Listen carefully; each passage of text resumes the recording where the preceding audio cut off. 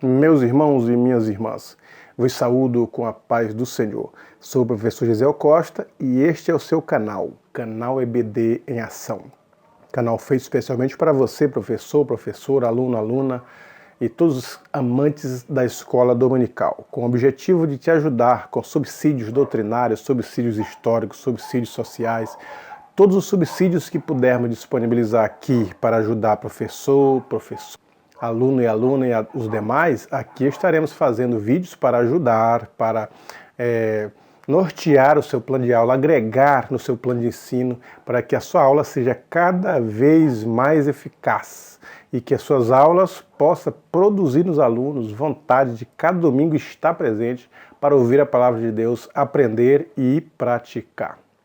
Bem-vindo a você que é inscrito no canal, te agradeço pela tua inscrição, te agradeço pelos likes, te agradeço pelos teus comentários, sempre que posso estou respondendo os comentários dos inscritos, te agradeço pelo seu compartilhamento, pela sua divulgação do nosso trabalho. E você que está acessando o canal EBD Ação e ainda não é um inscrito, eu convido-te, venha e inscreva-se. Tem uma tarja vermelha com letras brancas escrita inscrever-se. Clica nela e você tornar-se-á um inscrito. E estando inscrito, você vai assistir os vídeos.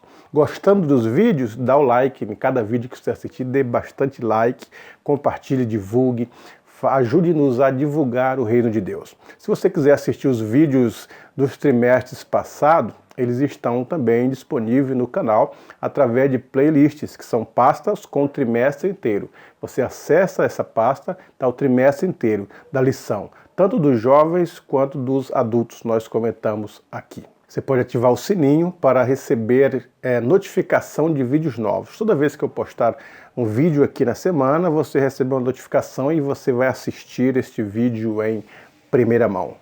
Hoje nós estaremos estudando a lição de número 13, a última lição do trimestre. Que pena, né? Já chegamos ao final, são 3 meses de estudos nas lições dos jovens e aqui aprendemos demais com essas lições, são diversos assuntos, amadurecimento, enriquecimento, mesmo estudando para comentar a gente aprende, mesmo lecionando aprendemos mais ainda com os alunos, com os demais professores, então é momento de enriquecimento. Todavia não é momento de tristeza porque acaba o trimestre, porque virá o próximo trimestre, o terceiro de 2019.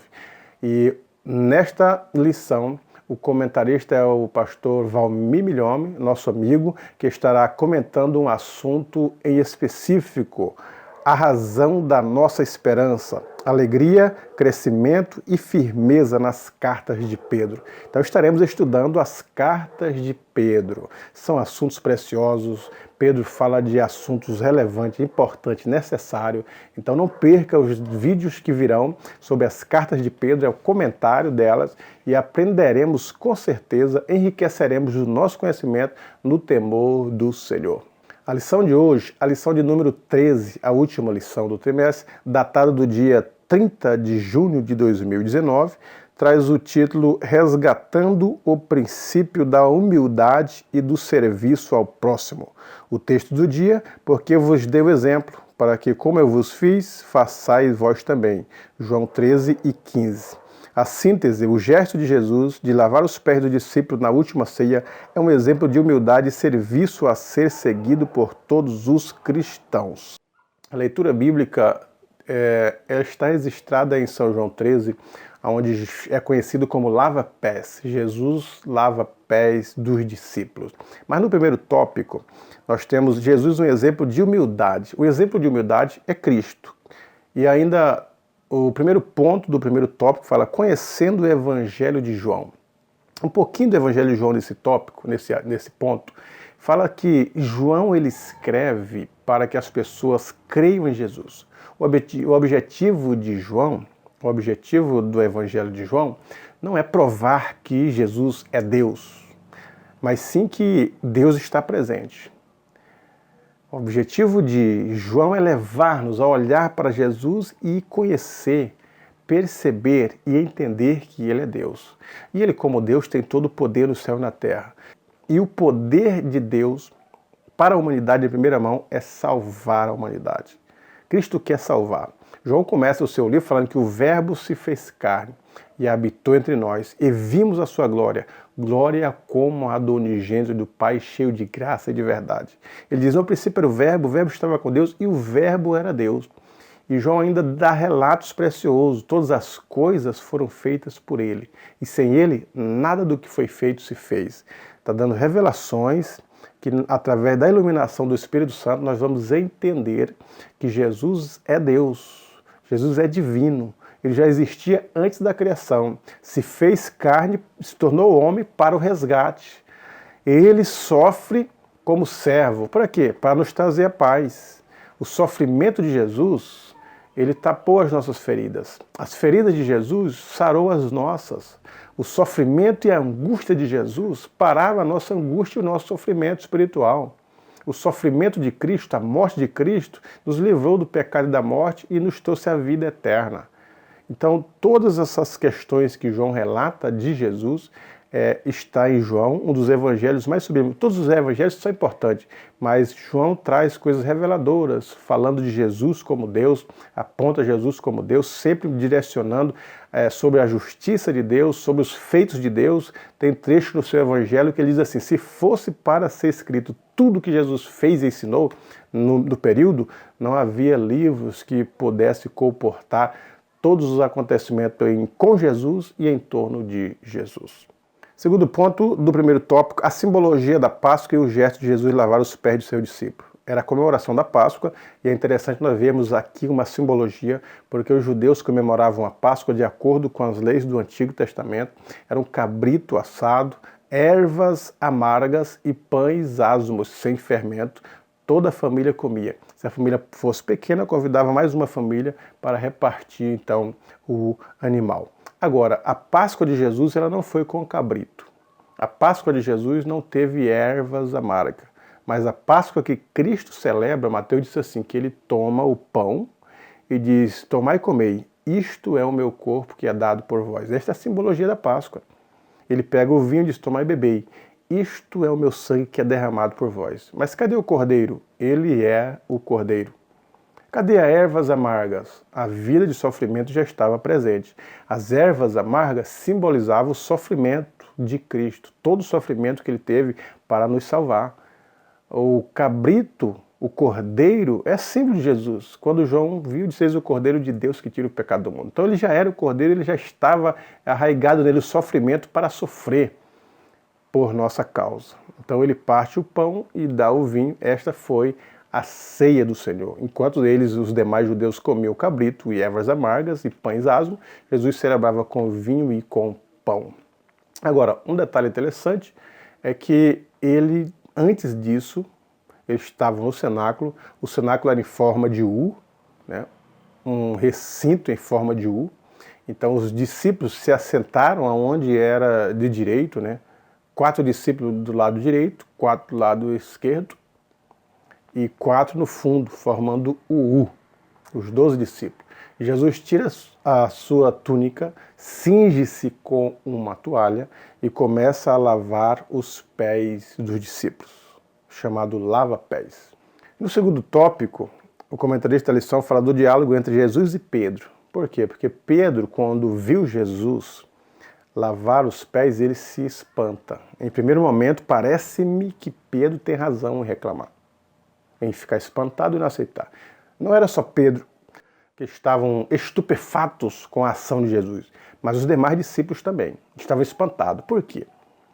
O contexto cultural, histórico-cultural deste comentário de João diz que este serviço de lavar os pés era para os escravos. E nem eram os escravos judeus, que era tão humilhante o trabalho, mas escravos gentios, porque lavar os pés das pessoas no primeiro século, onde eles andavam muito a pé ou a cavalo, onde o serviço de manicure e pedicure não estava tão desenvolvido quanto hoje, e a higienização também não, e eles andavam com os pés muito grossos, as unhas muito grandes, e as pessoas lavarem era um serviço humilhante. Portanto, era delegado esta ação para os escravos gentios. Agora, um rabino Um rabi, um mestre, ele tinha uma importância muito grande, tinha um respeito muito grande, galgava a admiração das pessoas. Não era à toa que os mestres iam, os fariseus, para as esquinas para orar e para impressionar o povo mais ainda. O povo que já tinha admiração e respeito pelos fariseus, e ainda mais vendo eles orarem, admiravam mais ainda. Então tinha neles por grande estima. E não era diferente de Jesus. Os seus discípulos tinham ele como grande estima, como mestre. E vendo o mestre, Pedro vendo o mestre fazendo o trabalho de escravo, sendo ele mestre, sendo ele um Rabboni, eles se escandalizaram. É quase que a mesma coisa de você ver o seu pastor, que não é trabalho humilhante, mas que os pastores têm as pessoas certas para isso. Sair do púlpito para lavar o banheiro. As pessoas vão se sentir constrangidas. Não, pastor, deixa que eu lavo o banheiro. Tem a faxineira para isso, tem a irmã Quisela. Você descer do púlpito com terno e vai lavar, e eles não vão deixar. Ou eles vão ficar escandalizados ou constrangidos. É o mesmo sentimento que houve também nos discípulos, vendo o seu mestre fazendo um trabalho de escravo. E no Antigo Testamento isso era comum fazer essas questões. Nós observamos que Abraão recebeu os 3 anjos e chamou alguém para trazer a bacia com água fria e lavar os pés, porque as pessoas andavam 40, 50, 100 quilômetros a pé. Então era uma forma de recepção adequada. Aqui no Ocidente que é diferente, as pessoas são recepcionadas com uma água gelada, com suco, no mínimo com um café brasileiro, um pão de queijo, uma Coca-Cola, que é a tradição. Mas nesse período aqui, as pessoas eram recebidas e eram tratadas com água fria. E os escravos, além de lavar os pés, faziam massagem, porque eles andavam, eram viandantes que vinham de diversos quilômetros cansados. E era um alívio, e era um respeito para com o hóspede. E era uma recepção máxima que eles faziam, era dessa forma. Mas esse trabalho que fazia eram os escravos, não eram os mestres. Por isso que intrigou a questão de Pedro. Ele ficou, se tu lavar os pés a mim, não é que Pedro estava arrogante, ele via de seu senhor o rabi, e lavar os pés a mim? Ele diz, não pode, o mestre lavar os meus pés. E Jesus disse, se eu não te lavar, tu não tem parte comigo. Ele já inverteu a situação porque ele queria parte. Então não lava só os pés, lava as mãos e a cabeça. Jesus então usa uma forma figurativa. Quem já está limpo não precisa lavar, senão os pés. Ali estava demonstrando lições. Por isso que ele disse para Pedro, o que eu faço agora não entenderás agora, mas entenderão depois. E disse para o discípulo, o que eu faço agora não entendereis agora, mas entenderão depois. Que ele ia explicar, e iria deixar claro, era uma metáfora e etc. Não era um mandamento que todo mundo tem que lavar os pés hoje, não. Ele dá lições muito mais profundas do que simplesmente o ato de lavar os pés. Porque muitos hoje pegam esse ato e fazem ele literalmente, como se fosse um mandamento. Mas Jesus Cristo estava querendo dar lições para o discípulo. Lições de quê? Ele diz aqui, a motivação do ato de Jesus, no 3º tópico. Jesus estava demonstrando o caminho pela vitória, estava demonstrando humildade. Quer dizer, ele disse, entenderam o que eu vos fiz? E eles não entenderam nada. Você não me chama de Senhor e Mestre? Os discípulos disseram, sim. Então, vocês me chamam de Senhor e Mestre, eu sou. Ele era Senhor e era Mestre.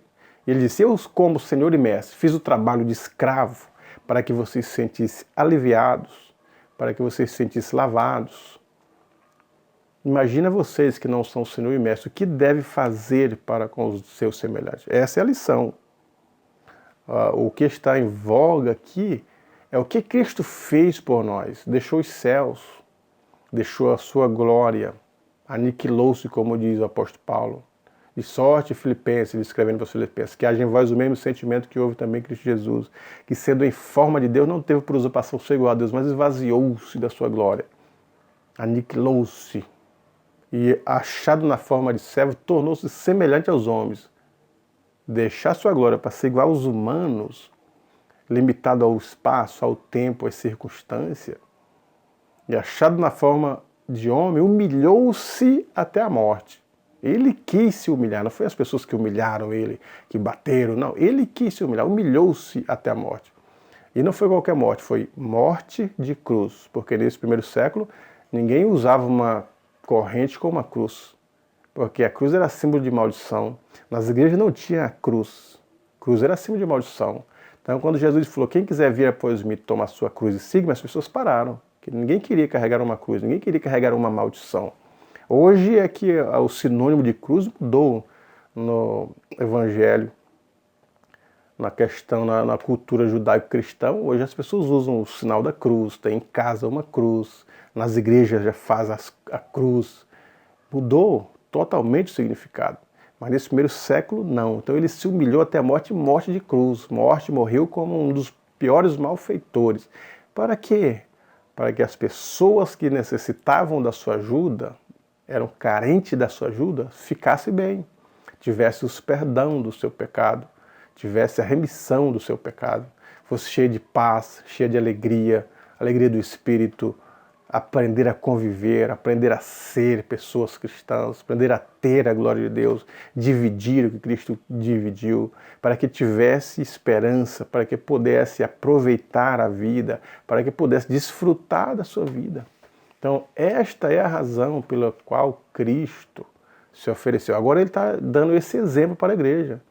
Eis que eu vos dei o exemplo. Então, os discípulos deveriam se gastar, como disse Paulo, e continuar gastando em prol do reino de Deus, para ver as pessoas melhores.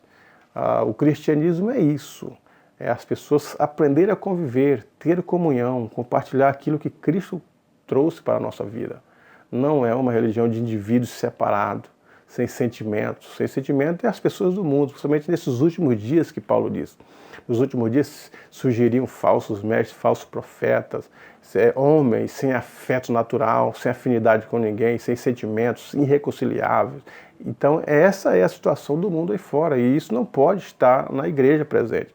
Porque o que Cristo demonstra na igreja presente é o sentimento de pertencimento, pertencer a Deus, sentimento de reconhecimento, reconhecer que Ele é o nosso Salvador, reconhecer que precisamos dos demais, que somos um corpo e o corpo deve ser unido. Essa é a lição que Cristo quer trazer neste ponto aqui. Os discípulos deveriam seguir o exemplo de Jesus. Todas as questões foram discípulos, aprenderam com Jesus a tratar, a falar da verdade, a ter o caráter, a lidar com situações de conflito. Jesus ensinou eles a respeito da humildade. Jesus ensinou sobre os assentos, tomar os primeiros assentos. Também foi questão de humildade, Jesus ensinando comportamentos para os seus discípulos. Então está muito claro aqui para a igreja que o que nós precisamos hoje é assumir a questão da humildade na nossa vida, pedir a Deus que tire a soberba, olhos altivos, olhar as pessoas por cima, como se você estivesse em cima e os demais embaixo. São questões que Deus aborrece. E a outra questão que a sua alma entristece e abomina, as contendas entre os irmãos, diz lá o Provérbios, capítulo 6. Então são questões que a gente precisa lidar, questões da alma, questão do espírito, do sentimento, e agregar na alma e no espírito aquilo que Cristo quer através da palavra. Humildade, mansidão, paz, longanimidade, domínio próprio. Deixar o espírito trabalhar, transformar o nosso caráter, transformar a nossa mente, nos tornando pessoas melhores, para que possamos ajudar uns aos outros a chegar diante de Deus e receber o favor de Deus, receber a alegria do Espírito de Deus através daquilo que Cristo veio fazer. Porque o profeta Isaías diz, todavia o trabalho da sua alma ele verá e ficará satisfeito. Mas ele diz isso depois de dizer que o Messias sofreria, seria aflito. Aflição é da alma. Seria oprimido, opressão é da alma. Ferido de Deus, ferimento no corpo. Então ele sofre em todas essas questões espiritual no corpo, em sofrimento, para salvar, para nos ver bem. Agora, esse trabalho que ele fez, como disse o profeta, o Senhor Deus agradou moê-lo, fazendo enfermar, de tal forma que quando ele ressuscita e agora está diante de Deus, ele diz, todavia, o trabalho da sua alma ele verá e ficará satisfeito. Quando que ele fica satisfeito? Quando o pecador se arrepende. O texto diz que há alegria no céu diante dos anjos. Não é os anjos que fazem as festas, não são os anjos que fazem as festas. Mas Cristo faz a festa diante dos anjos, como se ele estivesse dizendo para os anjos, vocês viram mais uma alma aceitou a Cristo, está perdoada, terá paz, terá esperança. Esse foi o trabalho que eu fiz fazer. Então, a alegria diante dos anjos. Os anjos estão diante de Deus. E a alegria diante deles por um pecador que se arrepende. Esse é o trabalho que Cristo quer. Que as pessoas encontrem o caminho, porque todos estão perdidos, destituídos estão da glória de Deus. E através desses ensinamentos, principalmente da humildade em Cristo, é que nós vamos conseguir caminhar até as mansões celestiais. Que Deus em Cristo vos abençoe, professor e professora. Até o próximo trimestre.